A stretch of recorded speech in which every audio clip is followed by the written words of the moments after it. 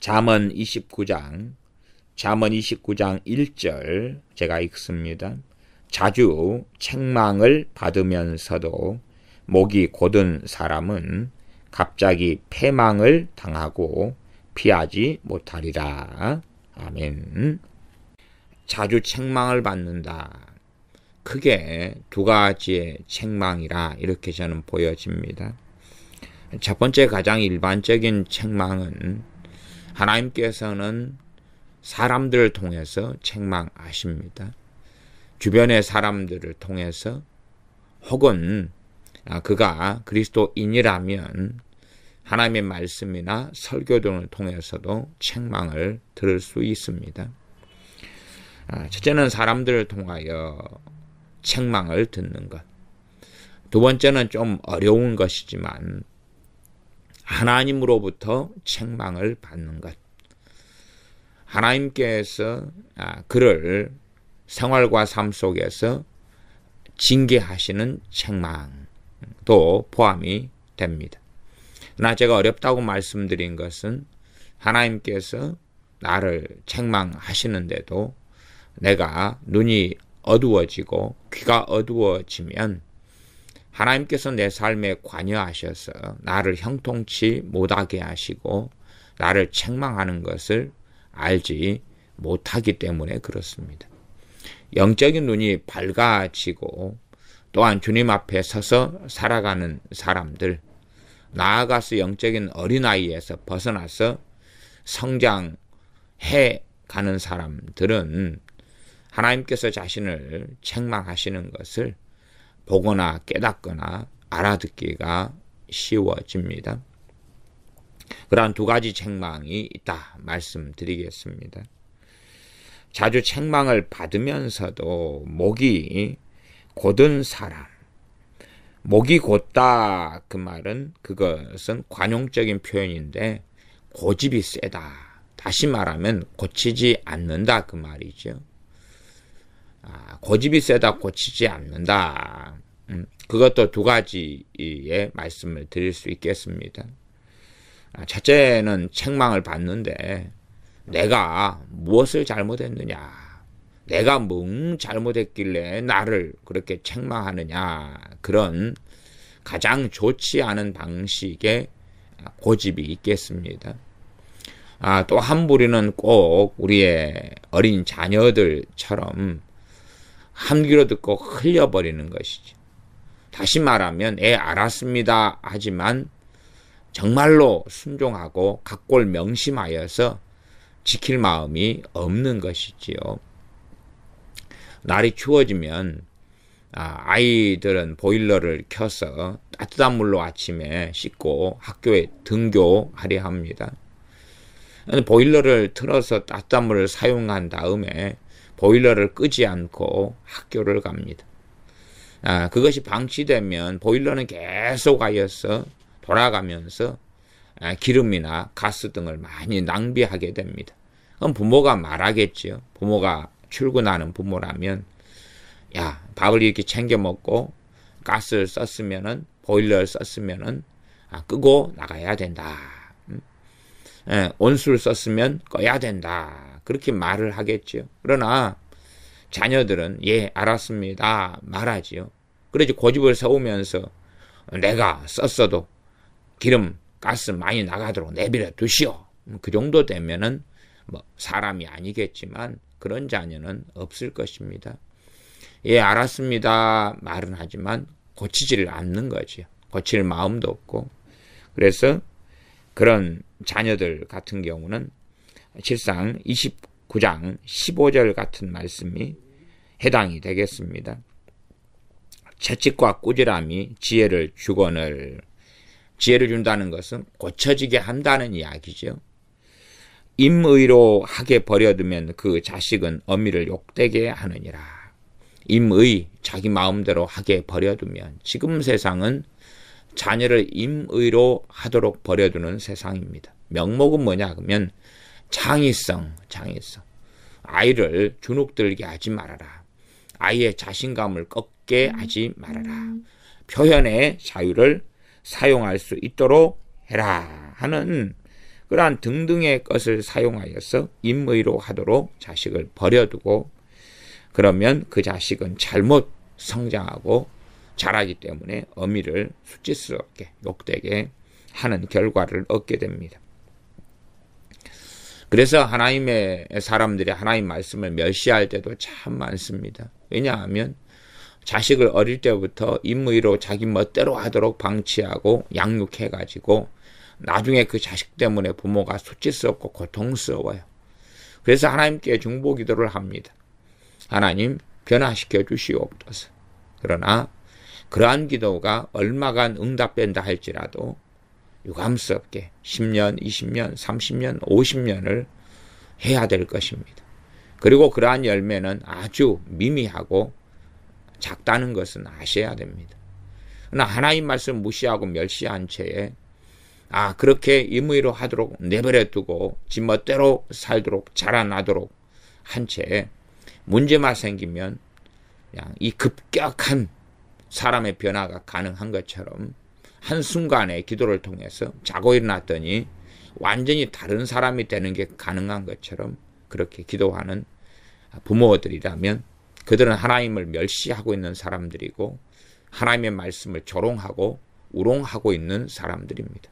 다시 말하면 기도를 통하여 하나님께서는 하나님 말씀을 어기시고 하나님 말씀에 내가 무관심해도 기도만 하면 다 해결될 것이다. 그렇게 주장하는 것과 똑같은 일이 됩니다. 그래서 기도에 대해서는 제가 설교하고 또 가르치고 또 사람들이 듣고 하지만 가르치는 것이나 듣고 배우는 것이나 다 어렵습니다. 다 어렵습니다. 왜냐하면 기도에 대하여 잘못된 가르침들, 기도에 대한 미혹들이 너무나 이 시대에 팽배하고 많기 때문에 어렵다 그 말입니다. 말하자면 그런 것 아닙니까? 우리가 성경의 믿음의 선진들, 믿음의 하나님께 인정받은 의인들, 사람들의 삶을 살펴보고 우리가 생각하는 기도의 응답하고 하나님께서 하시는 응답을 살펴보았으면 좋겠다 그 말이에요. 우리가 생각하는 응답은 그런 것 아닙니까? 아무런 문제가 없고 형통하고 아무런 어려움이 없는 것. 그런 거지요. 내가 깨어있어 기도하면. 신약에 와서 사도 바울 같은 이는 얼마나 놀라운 기도의 사람이고 중보기도의 사람입니까? 그러면 아마 우리는 굉장히 많은 부분을 이해하지 못할 겁니다. 왜 그렇게 기도하는데 바울과 실라, 사도 바울은 빌립보에서 그들에게 잡혀서 채찍을 맞고 감옥에 수감되느냐? 기도하면 그런 일이 없어야 될 것 아니냐? 그러지 않습니까? 사도 바울은 얼마나 많이 굶주리는 일들 속에 살았습니까? 사도 바울이 기도 당연히 했었고 그러면 하나님께서 풍족하게 먹을 것을 주셔서 굶주리는 일이 없어야 되지 않겠느냐 그 말입니다. 다윗 같은 경우는 얼마나 기도의 사람이었습니까? 그러면 아무 문제가 없어야 되는 거. 우리가 생각하는 기도의 방식과 응답과 스타일이라면 그렇다 그 말이에요. 그렇게 우리가 성경의 기도의 사람들, 하나님의 사람들의 삶과 그들의 기도와 그 열매들을 찬찬히 살펴보지는 않고 우리가 생각하는 기도, 우리가 원하는 기도의 응답, 기도를 하면 하나님께서 마땅히 해 주셔야 될 것이라는 것에 대한 우리 자신의 해석과 생각, 그러면서 기도에 대한 몇 구절의 말씀을 가지고 극단적으로 생각하고 그리고 믿습니다 하고 나아가는 일들은 너무나 많습니다. 사무엘 선지자가 최고의 기도의 사람에 속하였었는데 그래서 사도 사무엘 선지자는 이스라엘을 위하여 내가 너희를 위하여 기도를 쉬는 죄를 범치 않겠다 그런 사람입니다. 그러나 사무엘 선지자의 아들들이 잘못되고 하나님 앞에서 범죄자가 되고 어그러진 길을 걸어갔다는 것은 이해를 잘 하지 못해. 다윗 같은 사람이 최고의 기도의 사람들에 속하였으나 그래서 다윗의 기도들이 시편에 얼마나 많이 나와 있습니까마는 그의 자녀들이 얼마나 비참하고 참담하게 하나님을 떠나며 서로 죽이며 살인하며 강간하며 아버지를 죽이려 하는 비참한 일들이 벌어졌다는 것을 잘 이해하지 못하고 알지 못하더라. 그런 말입니다. 자식을 임의로 하도록 양육하고 그 자식은 어미를 욕되게 합니다. 그때에 하나님께 당연히 하나님의 자녀는 도와달라고 불쌍히 여겨달라고 기도할 수 있지만 그러한 기도 응답이 이루어진다 할지라도 5년, 10년, 20년, 30년의 고통을 면제받을 수는 없다는 것은 유감스럽게 아셔야 됩니다. 자녀를 어릴 때부터 말씀대로 하나님 말씀을 따라서 바르게 양육한 사람과 그렇지 않은 사람의 격차는 명백한 것이지, 그러하지 바르게 말씀에 따라 양육하지 않았는데 어떤 사람은 20년간 열심히 말씀에 따라 양육했다. 그리고 하나는 20살이 됐는데 하나는 반듯한 의로운 사람, 주님을 경외하는 사람이 되었고 하나는 개망난이가 되었다. 그런데 개망난이 자식을 둔 사람이 하룻밤 철야하고 작정하고 금식하고 기도했더니 다음날 20년 동안 말씀대로 키운 자식하고 같은 자식으로 변화되어 버렸다. 그렇게 된다면 우리가 우리 자신을 위해 기도하고 그래서 우리 자신이 하나님 말씀 읽고 볼 필요가 뭐가 있습니까? 꾸준하게 하나님 앞에 깨어있을 필요가 뭐가 있습니까? 우리 자신을 위하여 그냥 간단하게 기도해버리고 자고 일어났더니 다 변화돼 버리는 것이 훨씬 더 쉽고 빠르지 않겠습니까? 그러면 하나님께서도 피곤하게 말씀 66권을 적어놓기보다는 너희가 원하는 대로 다 기도해라. 그러면 나 응답된다. 이상 끝. 그렇게 하면 훨씬 더 간단하게 될 것입니다. 그래서 자주 책망을 받으면서도 목이 곧은 사람. 당연하게 부모는 항상 자녀를 부모의 수준과 기준에 서지만 바르게 양육하려고 올바른 말들을 많이 합니다. 그러나 자주 책망을 받아도 목이 곧다 고집을 피우고 말을 듣지 않는 사람들은 대부분의 우리의 자녀들이 됩니다. 그러한 자녀들은 갑자기 패망을 당하고 피하지 못하리라. 그것이 하나님의 말씀입니다. 그러니까 우리가 생각하는 우리의 자녀는 못돼 먹어도 그가 구원받고 그가 변화되고 언젠가는 잘되고 그렇게 우리는 기대하고 있습니다. 하나님의 말씀은 그것하고 다르다는 게 문제가 되죠. 하나님 말씀 그것하고 다르다는 것입니다. 그러니 자녀가 변화되는 하나님의 은혜를 받으려면 목이 곧지 않아야 되는 것이, 목이 곧지 않아야 돼요. 목이 곧은 상태에서 계속 그 길을 걷다 보면 갑자기 패망을 당하고 피하지 못합니다. 부모가 책망을 해도 오히려 이제 내가 머리가 컸으니까 기분 나쁘다고 따지고 달라들고, 그런 자녀는 갑자기 패망을 당합니다. 유감스럽게 자녀가 그렇게 되어져 버렸다면 자녀의 관계를 정리해야 됩니다. 자녀가 한 20살 때까지, 19살 때까지는 그럼에도 수고하고 애쓰면서 양육해가야 하지만 이제 독립할 나이가 20살 정도가 기준입니다. 그 정도가 되어지면 이제 정리하고 정돈해야 될 그러한 육체의 정욕을 따라서, 이기적이고 욕망적인 사랑을 따라서, 애착을 따라서 행하는 것이 아니라 관계를 유감스럽게 내 자녀지만 하나님께 맡기고 정돈해야지 되지. 그렇지 않으면 그 자녀가 패망을 당할 때 같이 패망을 당하게 될 것입니다.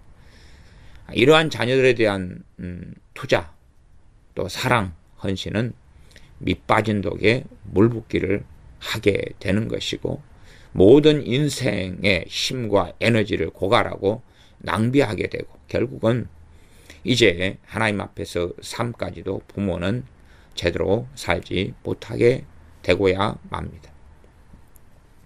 물론 어릴 때 바르게 양육하지 못한 죄는 하나님께 가지고 나아가고, 그러나 이제 시간이 지나고 때가 지난 것은 후회가 아니라 회개가 필요한 것이고, 그리고 더 이상 어떻게 할 수 없는 것은 하나님께 내어드리고 맡기는 것이 필요할 뿐입니다. 그래서 우리 자녀가 목이 곧은 사람으로 양육되지 않도록 해야 되지. 목이 곧다 아집, 고집, 독선, 그래서 자기 잘못을 저질러 놓고도 뻔뻔한 이게 목이 곧지. 잘못을 했는데 잘못을 인식하지를 못하고 알지를 못하고 깨닫지 못하는 거예요. 그런 것은 어디에서 먼저 나타나냐 그러면 떡잎을 보면 되는데 떡잎이 노랗게 물들어가면 빨리 조치해서 이 식물을 고쳐야 되죠. 그러나 방치해두면 이 싹수가 노랗게 되어져 버리면 나중에는 거의 고치는 건 불가능하게 됩니다. 그러면 이 자녀의 문제는 형제간에서 드러나게 됩니다. 형제간에서 가장 가까운 형제간에서 드러납니다. 형제간의 관계 가운데 피해자와 가해자로 나눈다면 가해자가 됩니다. 가해자. 쌍방적인 관계에서 과실의 유무가 60대 40이나 50대 50이나 70대 30의 문제가 아니라 가해자와 피해자의 관계가 되어버려요. 일방적인 학대, 공격, 저주, 욕설, 형이라면 자신의 동생들, 또 언니라면 자신의 동생들 이렇게 되고 맙니다. 심지어 동생인데도 형에게 대들고 악다구니를 쓰고 저주하고 탐내고 형의 걸 도르고 그럴 수도 있습니다. 그 정도가 되어져 버리면 싹수가 노랗게 되어버립니다. 자기가 가해자이면서도 가해자인 것을 자녀가 깨닫고 알지 못하고 그것에 대하여 반성할 줄 모른다. 그러면 목이 곧은 사람입니다. 어쨌든 이 목이 곧은 사람은 첫째는 누군가의 자식으로 살아오기 때문에 제가 자녀 교육에 대한 말씀을 함께 이야기할 수밖에 없는 것을 이해해 주셔야 됩니다. 누군가의 자식이지 하늘에서 뚝 목이 곧은 사람이 뚝 떨어진 것이 아닙니다. 누가 부모가 고아도 있겠지만 요즘 사회에서 일반적으로 고아는 드물지요. 그래서 부모가 키우고 양육하는 것입니다. 홀부모든 양부모든 간에 자녀를 그래도 20년 가까운 세월을 양육하고 키우지 않습니까? 그때에 목이 곧으면 일찍부터 이 고집과 아집을 꺾어야 된다 그 말이에요. 꺾어야 돼. 꺾어지지 않으면 15절 말씀에 채찍과 꾸지람이 이거 지혜를 준다. 이 꺾어지게 한다 그 말이에요. 그러나 임의로 하도록 고집과 아집을 피우는데 그대로 남자가 고집이 있어야 돼. 고집이 있어야 되지. 좋은 방식의 고집이 있어요. 있어야 될 방식의 고집이 있어요. 그러나 버려야 되고 꺾어야 되고 없애야 될 고집이 있어요. 그래서 임의로 자녀들이 커나가게 되어지면 이 똑같이 사람은 육을 가지고 있어서 육체에 정욕이 있단 말이에요. 근데 그것이 굉장히 심각하게 되어버려요. 이 옛사람이 너무나 커져버리게 된다 그 말이에요. 커져버리게 돼. 옛사람이 그렇게 커져버려요. 예수를 믿고 거듭나도 성경 말씀 신약 성경에 보면 옛사람과 새사람의 공존이에요. 공존. 유감스럽게도. 그런데 옛사람이 어마어마하게 커지면 그 옛사람에게 새사람이 대부분은 잡아먹혀버리고 맙니다.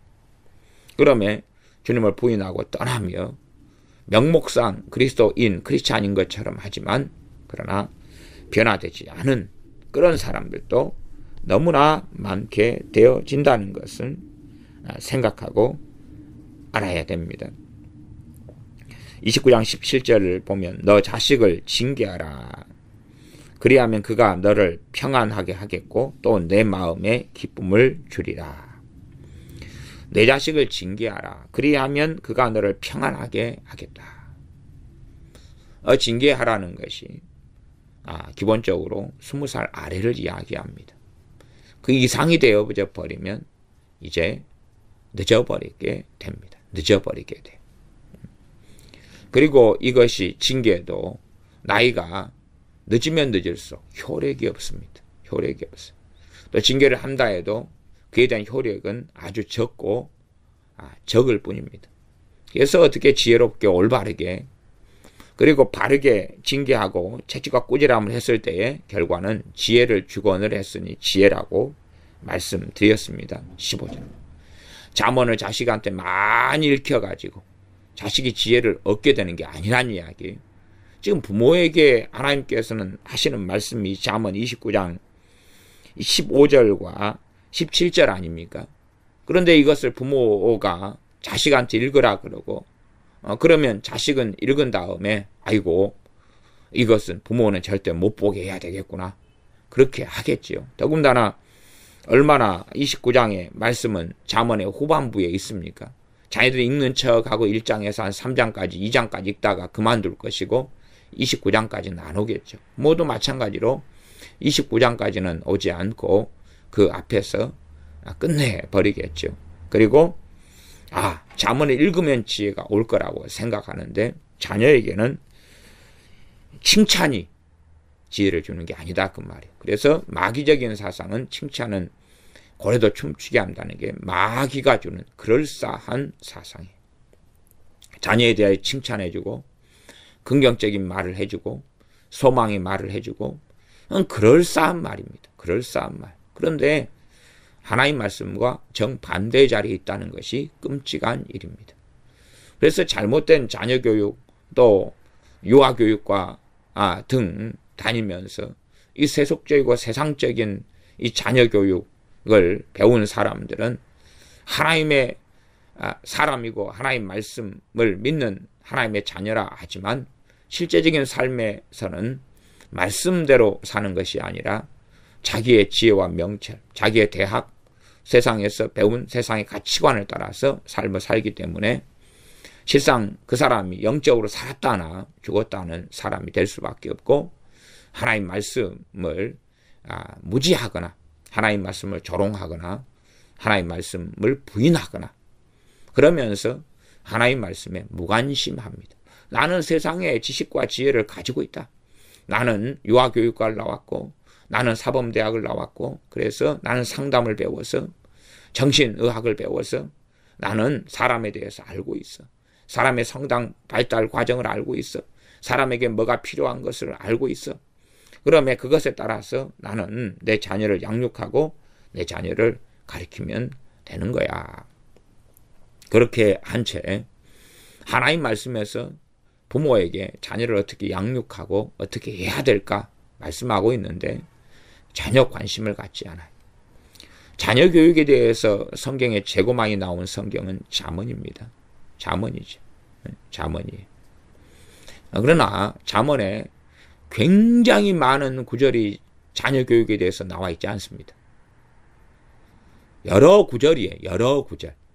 다 모아놓으면 잠언 31장 가운데 이 몇 장이 되지 않아요. 몇 장이 되지 않아요. 물론 그것도 해석적인 관점에 따라서 한 장이 되지 않게도 보일 수가 있고 전체 절들을 모아놓으면 또 어떤 해석의 관점에서는 서너 장이 나오도록 볼 수도 있어요. 말하자면 내 아들아 너희는 음녀를 따라가지 말아라. 그럴 때 이제 그것을 자녀 교육의 관점으로도 볼 수 있다 그 말이에요. 그렇지만 그럼에도 불구하고 굉장히 많은 분량 자체가 아니에요. 그런데 내가 부모다. 그리고 예수를 믿는 사람이다. 그러면 자녀를 가르쳐야 돼. 양육을 해야 되죠. 자녀를 가지고 낳으니까. 그런데 왜 성경 66권 가운데 이 자녀 교육에 대한 말씀을 찾아보지 않냐 그 말이에요. 어떤 면에서는 하나님 말씀은요 여러 가지 기능을 합니다. 그 가운데 여러분이 생각하실 때에 백과사전 같은 역할도 한다고 생각하셔야 돼요. 아이들 공부할 때 교과서라도 내가 필요한 부분이 있으면 일단 그 부분부터 찾아가지고 볼 수 있잖아요. 항상 성경을 보면 창세기부터 요한계시록까지 그 순서로 봐야 됩니까? 그런 건 아니지요. 아니죠. 그러면 자녀 교육이다. 그러면 창세기에는 잘 그거 없는 것 같은데 출애굽기에는 한번 그냥 쓱쓱쓱쓱 읽어 넘겨보면 이거 없네. 이건 성막이잖아. 이건 제사장이잖아. 민수기에는 이건 레위기에는 이거 제사법이잖아. 민수기에는 이거 광야 지금 가는 길이잖아. 자녀 교육 없네. 신명기에는 이런 부분이 몇 구절에 해당이 될 것 같아. 사무엘상 이쪽에는 별로 없는 것 같은데. 사무엘상 없는 것 같은데. 역대상 없는 것 같은데. 지나가고 그러다 보면 당연히 자녀 교육에 대해서 야, 목사님의 설교를 풍월로 들어봤더니 잠언에서 이야기를 좀 몇 구절 하더라. 한번 잠언 봐볼까? 쓱쓱쓱쓱 넘겨보다 보면 여기 있네, 여기 있네, 여기 있네, 여기 있네. 그리고 이제 그 몇 구절 안 되는 걸 써놓고 이것을 이제 어떻게 내 삶에 적용하고 어떻게 이걸 깨닫고 알고 실천할 것인가. 이것을 기준으로 해가지고 내가 아무리 유아교육과를 나오고 사범대를 나오고 교육학과를 나오고 아니면 상담을 배우고 심리를 배우고 그렇게 했을지 몰라도 그건 다 하나님의 말씀에 비하면 다이아몬드와 똥덩어리의 차이 격차가 나기 때문에 정말 하나님을 존중하는 사람은 하나님 말씀을 존중하는 거예요. 하나님 말씀이 가장 귀한 보배이기 때문에 그걸 기준으로 자기의 세상에서 얻은 지식과 지혜가 다 쓸모없다 그렇게 말하는 건 아닙니다. 나는 그걸 하나님 말씀을 기준으로 해가지고 정리하고 정돈을 해야 된다 그 말이에요. 그러나 사람들은 세상의 심리학을 좋아합니다. 세상의 상담의 지식들을 좋아합니다. 그래서 하나님 말씀을 멸시하고 하나님 말씀을 무시하고 또한 자녀를 20년을 키우는데도 하나님 말씀에서 자녀 교육에 대해서 뭐라고 나와 있는지 못 들어봤다는 거예요. 그런 이야기는 저는 들으면 서럽습니다. 뭐 저한테 하는 거 말고 아니 세상에 자녀를 키우는 부모가 하나님 말씀에서 자녀 교육에 대해서 뭐라고 말씀하지 못 들어본 문제가 아니라 성경을 가지고 있지 않습니까? 자기가 무관심하고 살펴보질 않은 거죠. 근데 목사님이 설교하는 건 못 들어봤다 그러면 안 되는 거죠. 그게 면죄부겠습니까? 자기가 성경을 가지고 있으면 성경에 찾아봐야 될 거 아니에요. 찾아봐야지. 글자를 모른다 그러면 그나마 좀 정상 참작이 될 겁니다만 한글도 읽을 줄 알고 그러면 띠적띠적 찾아보면 나오는 거예요. 나와. 성경은 1189장밖에 안 됩니다. 1189장. 그러면 자세하게 읽고 해석할 필요는 굳이 없죠. 자녀 교육에 대해서 말씀이 띠적띠적 하다 보면 나오는 부분에서 이제 살펴보고 묵상해보고 그렇게 하기 위해서는 금방 넘길 수가 있는 거예요. 그러면 그게 며칠이나 걸리겠어요? 며칠 걸리지도 않겠죠. 심지어 하루 걸리지도 않고 몇 시간 정도면 찾을 수 있을 거예요. 아니면 잠언이라는 것만 대강 알아도 잠언이 31장 띠적 하면 이렇게 보면 금방 보고 알 수 있는 거예요. 그러나 그만큼 하나님께 부모들은 불순종하기를 원해요. 하나님의 자녀들은 하나님께 불순종하기를 원해요. 자기에게 이익이 되는 그런 말씀 같다 그러면 듣고 보려고 그래요.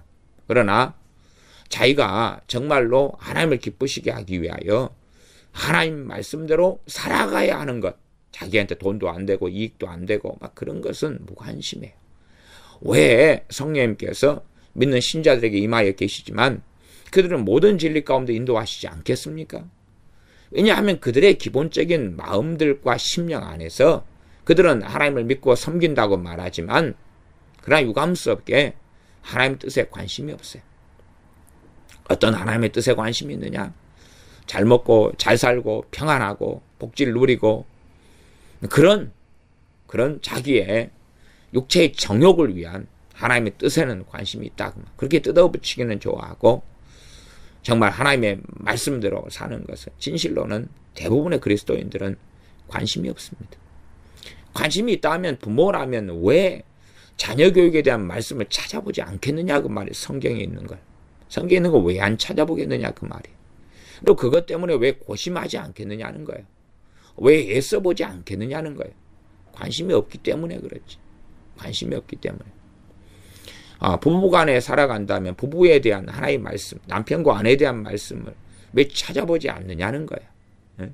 또 결혼을 앞둔 처녀 총각이라면 결혼에 대한 하나의 말씀, 또 배우자를 어떻게 구해야 된다는 하나의 말씀, 이런 것도 잠언에 보면 굉장히 많아요. 굉장히 많아요. 그러나 창세기 6장처럼 하나님의 아들들이 사람의 딸들을 취하여서 그렇게 자기 보기에 좋은 대로 그렇게 해서 타락의 길을 걷는 것처럼 자기가 좋아하는 사람을 구하고 얻고 싶어 하니까 예수님 믿는 사람이라 그런 처녀 총각이라도 하나님 말씀에서 배우자를 없는 것에 대한 하나님의 말씀, 하나님의 지혜를 보고 들으려고 하질 않아요. 하질 않고 심지어 어느 청년 들을 만나보면 아이고 내가 저 자매 저 형제 마음에 드니까 하나님 내게 주시옵소서, 내게 주시옵소서, 내게 저 자매를 주시옵소서.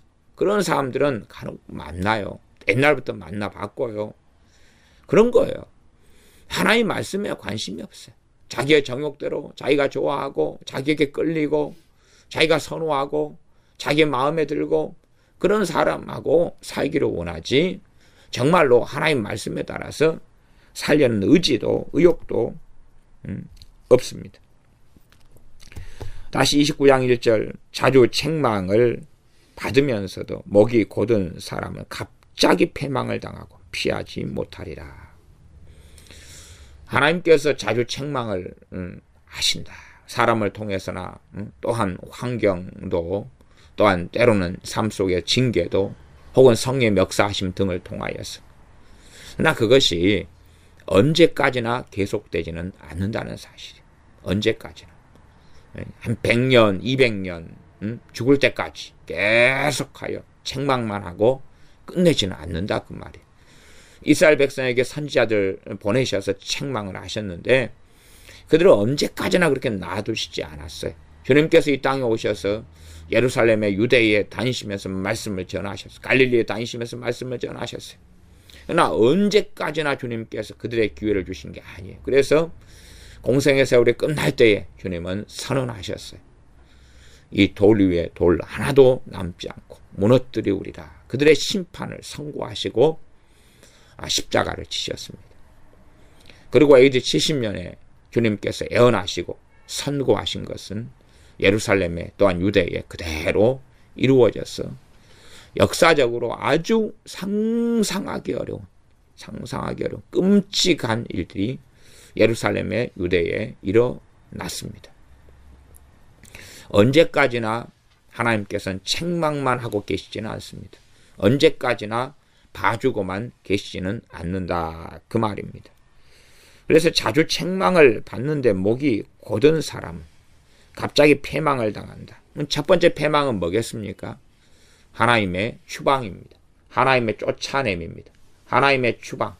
하나님이 쫓아내시는 걸 알 수 있습니다.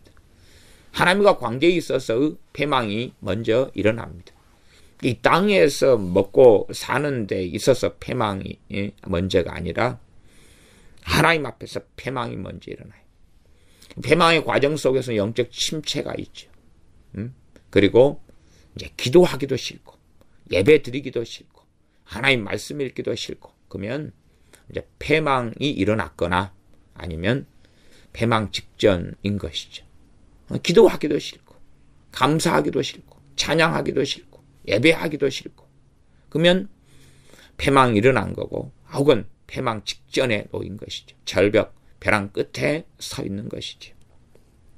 그러면서도 하나님을 탓하고 하나님을 원망하는 사람들이 굉장히 많습니다. 그들은 패망을 당하게 되는데 갑자기 패망을 당한다. 그래서 한순간에 그냥 어제까지 있던 조금이라도 있던 평안이 거둬버리시는 것을 알 수가 있습니다. 그러면 교회 안에서도 이런 일들을 통하여 하나님께서 그들을 버리시고 쫓아내버리시게 됩니다. 하나님은 오래 참는다 그랬지 끝까지 참는다는 말씀을 하신 것이 아닙니다. 오래 참는다는 것과 하나님께서 진노하지 않는다는 것은 함께 가는 것이지. 진노하지 않는다 이런 것이 아니라 그 말이에요. 아니라 그거지. 하나님은 오래 참는다를 하나님은 전혀 진노하지 않는다 이렇게 해석하면 안 된다 그 말이에요.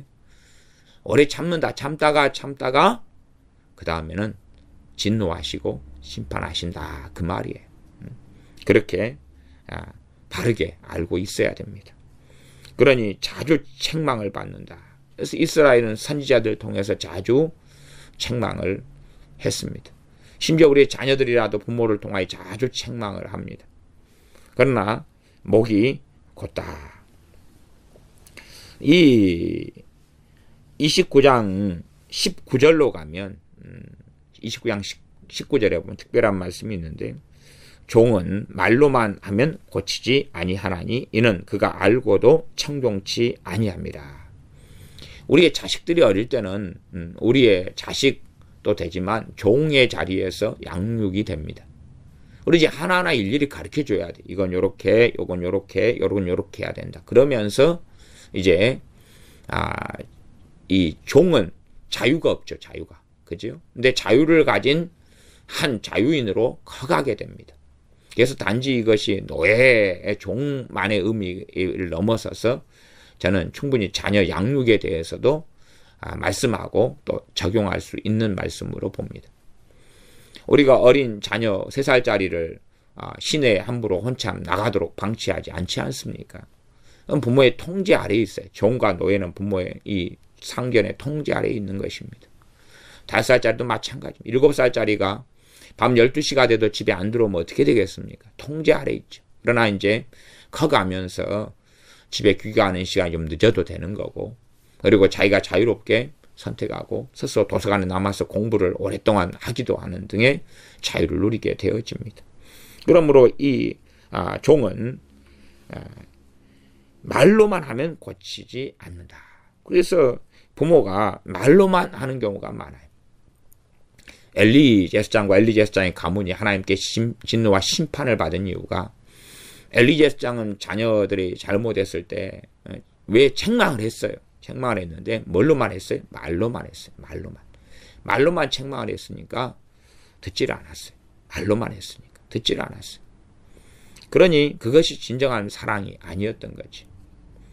어쨌든 부모와 자식 간의 관계 등이 아니면 우리가 타인에 대해서 말로만 하지 우리가 뭘 어떻게 하겠어요? 타인에 대해서 몽둥이를 때리겠어요? 그러면 폭력, 폭행으로 경찰에 잡혀갑니다.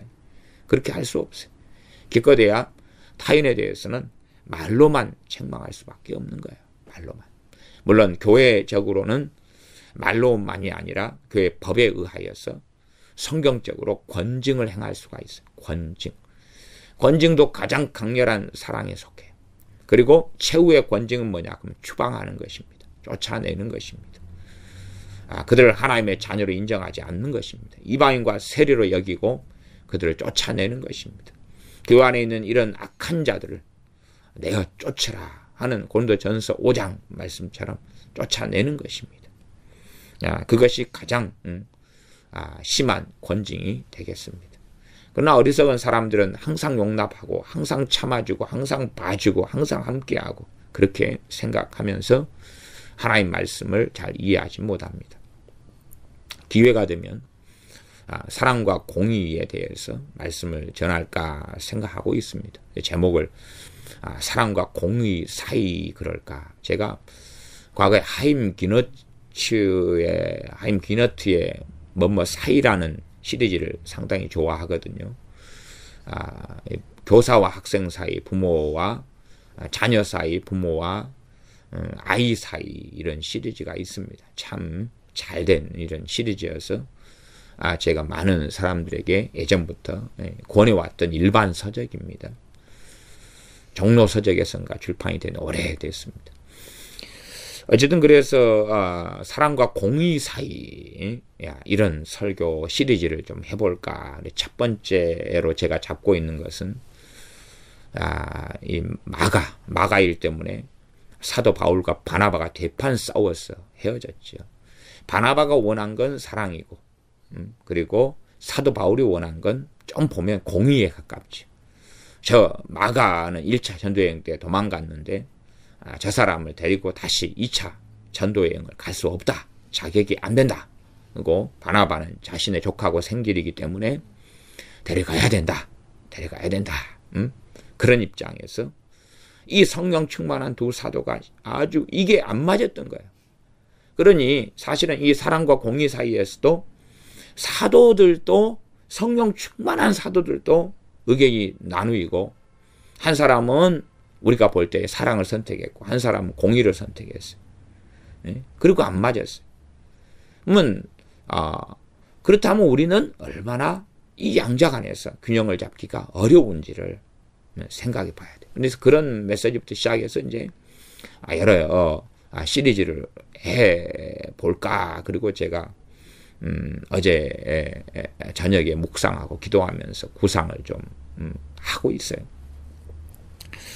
어쨌든 자주 책망을 받으면서도 목이 곧은 사람은 갑자기 패망을 당하고 피하지 못하리라. 피할 수 있다 그럽니까? 없다 그럽니까? 없다. 그러니 결국은 하나님 앞에서 우리 자신이 자주 책망을 받으면서도 목이 곧은 사람이 되면 갑자기 패망을 당하고 피하지 못하게 됩니다. 그런데 우리의 문제가 또 있어요. 문제는 어떤 문제냐 그러면 이게 이 사람 갑자기 패망을 당하고 피하지 못하는 이 사람이 누구겠습니까? 누군가의 자식이고 누군가의 형제고 누군가의 부모라는 사실이. 그래서 그의 가족이 된 사람은 함께 비참한 일을 겪고 당할 수밖에 없는 거예요. 그러면 이 말씀을 하시는 분은 하나님이시고 그리고 이 말씀들을 하나님이 이루시기 때문에 이런 사람이 유감스럽게 형제고 가족이다. 그러면 사실은 지혜롭게 관계를 정돈해야 되는 것이. 그래서 지혜롭게 정돈하는 것하고 그 다음에 사랑을 행하는 것에 이 적절한 균형을 가지고 있어야 돼. 하나님이 그를 치고 계실 때 내가 사랑을 행하면 돼요? 안 돼요? 안 돼요. 하나님하고 문제가 생겨버리는 거예요. 그럴 때 주님께서는 나보다 형제나 부모나 자매나 전토를 더 사랑하는 자는 하나님 나라에 합당치 않다 그랬어요. 그러니까 지금 하나님께서 그를 징계하고 치고 있는데 하나님께서 패망을 주고 있는데 내가 관여하고 끼어들어가지고 어리석게 행해버리면 내가 사랑을 해야 될 때를 놓쳐버리고 그게 못하게 돼버리고 말아요. 왜? 나도 함께 패망의 자리에 들어가 버리고 말거든요. 하나님이 갑자기 패망을 당하게 하고 하나님이 피하지 못하게 때리실 때에 그때 그가 당하도록 해야 돼요. 그가 목이 곧은 사람이기 때문에 듣고 겪고 당하는 거예요. 그럴 수밖에 없는 거예요. 내 자녀라 할지라도 하나님이 치셔가지고 갑자기 패망을 당하고 피하지 못하게 하나님이 하실 때에 그걸 괜히 끼어들고 건들면 안 되는 거예요. 그리고 이제 그게 지난 다음에 마음이 가난해지고 지난 다음에 하나님께 돌아올 또한 이 목이 곧은 것이 좀 꺾여지고 겸손함이 겸비함이 찾아와지고 그렇게 되어질 때에 우리가 사랑의 때를 가질 수가 있어요. 그래서 제가 이 사랑과 공의 사이 시리즈로서 사랑과 공의 사이를 굉장히 어려운 주제입니다. 그러니까 제가 사랑과 공의 사이 시리즈를 예를 들어서 한 몇 번을 넘어서서 수십 번을 한다고 할지라도 사도 바울과 바나바도 제대로 정돈하지 못했던 문제, 답을 내리지 못했던 문제란 말이에요. 그 사도들이면 믿음의 최고봉 아닙니까? 믿음의 최고봉. 하나님 인정하시고 성령님께서 이 바나바와 사울을 세우라 했던 이 두 사도들도 해결하지 못했던 문제. 그래서 이 마가복음을 나중에 쓴 마가입니다. 이 마가 요한이. 이 마가가 1차 전도여행 때 도망가 버렸는데 야반도주 해버렸는데 이 친구를 2차 때 데려가야 되느냐 말아야 되느냐, 다시 관용하고 용납하고 사랑을 베풀어야 되느냐 아니면 지금은 징계해야 될 때냐.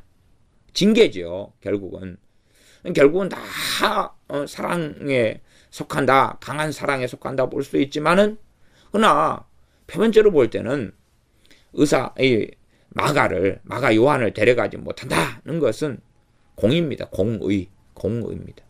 공의지요.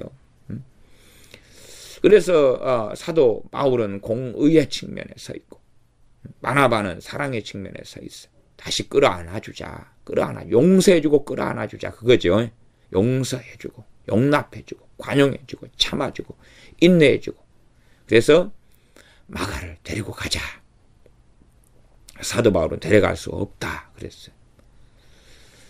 어쨌든 그 이후에 바나바 사도는 마가와 함께 떠나지만 성경에는 이제 등장하지 않습니다. 그렇게 되고 말았어요. 그렇다면 하나님께서는 사도 바울의 손을 드셨다는 것을 알 수가 있어요. 결과적으로 공의에 공의. 그리고 오래 지나가지고 마가가 주의 종으로 등장합니다. 시간이 오래 지나서 바나바 사도에게 양육받고 또 베드로 사도는 내 아들 마가라 그럽니다. 그러니 베드로 사도에게도 양육을 받은 것을 알 수가 있어요. 그러면 쉽게 양육이 되면 그렇게 안 됐을 거예요. 자주 책망을 받는 과정을 거치고 마가가 목이 곧은 사람이 아니라 정말로 깨우치고 돌이킨 하나님의 사람이 되었는데 그 멀고 먼 시간과 세월이 필요했다는 것을 알 수가 있어요. 그래서 바나바 사도 같은 경우는 그가 조카니까 문제가 생긴 거예요. 조카가 아니었다면 아마 바나바 사도가 계속 아예 사도 바울과 함께 이 복음화의 전선에 최전선에서 사역을 했을 거라고 저는 믿습니다. 근데 자기의 가족이었던 거예요. 자기 가족. 지금 시대하고 과거 시대에는 친족의 가까움이 훨씬 다르지요. 지금 시대에는 도시화가 되어서 사촌들도 얼굴을 거의 보기 어렵게 살지만 과거에는 집성촌으로 대부분 살지요. 비행기도 없고 자가용도 없기 때문에 많은 이동을 하지 못합니다. 거기에서 모여서 살기 때문에 대가족으로 살아가요. 그냥 조카라 해도 가족이에요. 대가족이에요. 그렇기 때문에 이 바나바 사도에게는 마가의 일은 자기 일이었던 거예요. 자기 일이어서 이 갑자기 마가가 떠나고 이 고난을 겪을 때 그것을 못 견뎌한 거예요. 지금 말하자면 넌 데려갈 수 없다. 마가 요한이 1차 전쟁 때 도망갔을 때에 도망갔지만 그는 공식적인 리더십을 가진 사도 바나바와 바울에게서 징계를 받지 않았지요. 징계를 받지 않았는데 2차 전쟁 때 참여할 때에 받지 않은 징계를 받아야 되거든요. 받아야 돼. 책망을 받아야 된다 그 말이에요. 책망을 받아야 돼. 최소한의 이제 마가가 무릎을 꿇고 빌면서 잘못했습니다. 사도 바울이요. 다시는 안 그러겠습니다. 진정성 있게 정말로 빌었다면 상황은 또 어찌 되었을지 몰라요. 그러나 그 심하게 다툴 때에 심하게 다투면 그런 다툼이 점점 커져갔을 때에 그 사이에 이 마가가 뭐라고 그래야지 마땅해요. 삼촌 내 탓입니다. 사도 바울이요 내 탓입니다. 내 잘못입니다. 싸우지 마십시오. 내가 자중하겠습니다. 내가 자숙하겠습니다. 그러면 해결됐던 거예요. 근데 이 마가가 꼼짝했다는 이야기 안 했다는 이야기 제대로 안 했다는 이야기 마가가 꼼짝 안 해요. 그것을 자기의 심각한 잘못을 깨닫지 않아요. 그러니까 점점점 심한 다툼의 그 자리에 마가는 있었다는 이야기죠. 당사자인데 당사자가 움직이질 않아요. 그러면 비참한 일이 벌어지고야 말았던 것입니다. 마가는 돌고 돌았던 거지. 그래서 알아야 됩니다. 이 갑자기 패망을 당하고 피하지 못하는 목이 곧은 사람이 누구냐? 유감스럽게도 누군가의 형제고 자식이고 자녀고 부모고 그렇습니다. 그들이 패망을 당할 때에 거기에 손을 잡아주면 함께 패망을 당하고 함께 비참해지고 참담하는 길을 걸어가고야 맙니다. 그때는 사랑의 때가 아닙니다. 그래서 자주 책망을 받는데 책망과 패망은 다른 거지. 책망과 패망은 다른 것입니다. 책망은 안에서 하는 거고 패망은 쫓아내버리고 무너지는 것을 이야기합니다. 기도하겠습니다. 아버지 하나님, 우리가 사람들을 통하여서 또한 하나님의 말씀을 통하여서 살아계신 아버지 하나님께서 우리의 삶에 자주 책망하실 때에 우리가 목이 곧은 사람이 아니라 내 고집이 있고 나는 틀리지 않았다고 확신하고 생각할는지 몰라도 목이 곧은 목을 부드럽게 하고 고개를 숙이고 겸비해지고 그래서 어리석은 자로서 책망받고 고치지 않고 아집과 독선과 고집 속에 계속 살아가다가 갑자기 하나님께서 패망시켜버리고 무너뜨려버리고 피하지 못하는 그런 사람들이 되지 않게 도와주시고, 우리가 목이 곧은 사람이 아니라 책망을 받을 때에 돌이키는 사람, 듣는 사람, 알아듣는 사람, 그리고 마음을 부드럽게 하여 하나님께 엎드리는 사람들이 되어져서 패망이 오지 않고 패망을 피할 수 없는 자가 아니라 피하는 사람들이 되게 하시며, 책망을 통하여서 우리의 어그러진 것, 잘못된 것이 바로 잡히는 하나님의 자녀들이 되게 하여 주시옵소서.